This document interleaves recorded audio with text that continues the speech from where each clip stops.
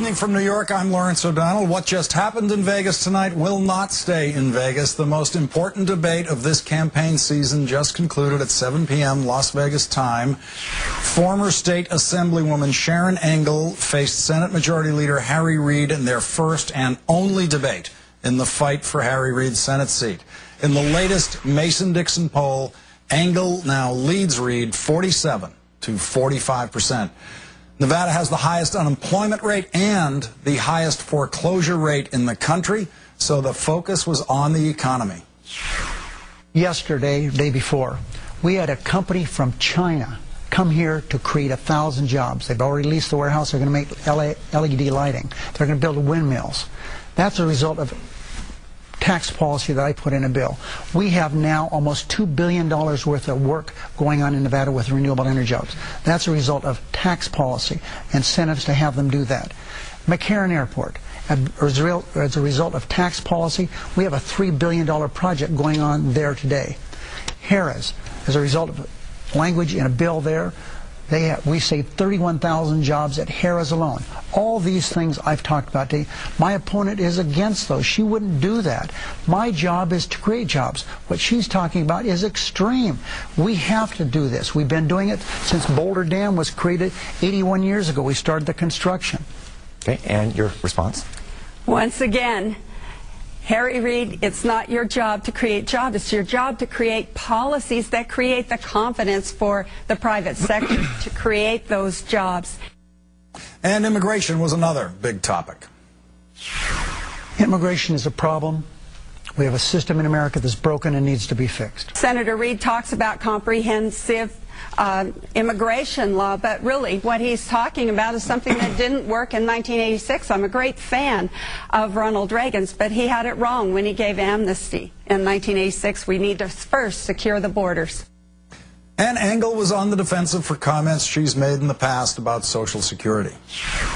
Man up, Harry Reid. You need to understand that we have a problem with Social Security.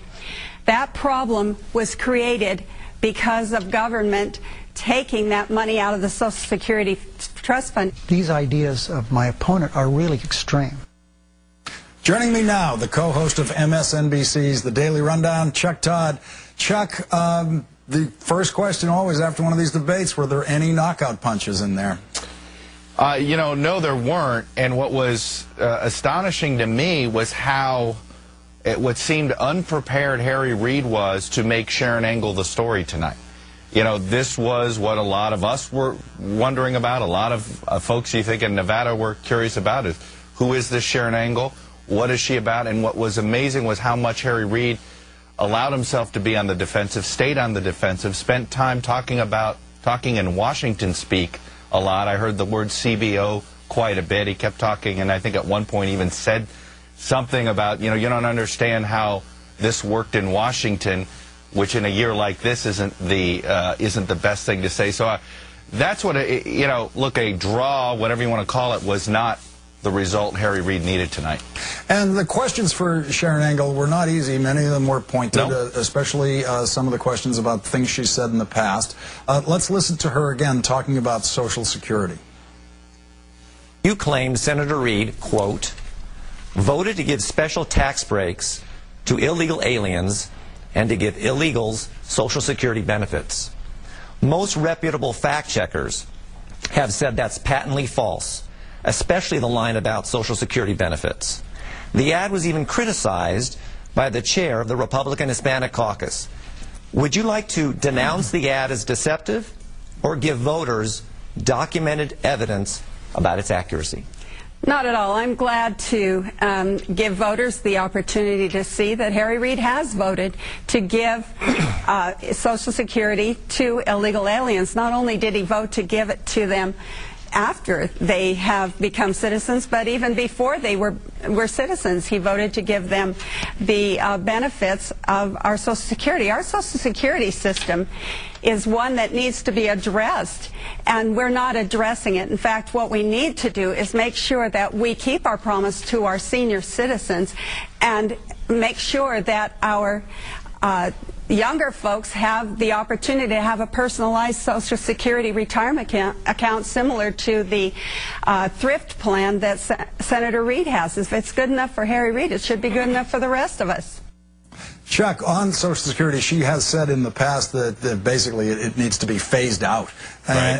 And here tonight, as you say, Harry Reid never managed to close in and use those statements that she has in the past, because what we've seen with Sharon Angle and with Christine O'Donnell, other Tea Party candidates, is when they step up to the debate stage, they are ready to make much softer statements with much rounder edges to them about things like Social Security.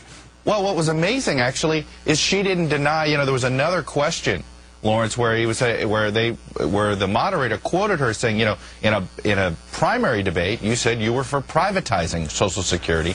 Now you say it's personalized. You know, basically saying, you know, you've changed your stance on here from the primary to. And she didn't deny it.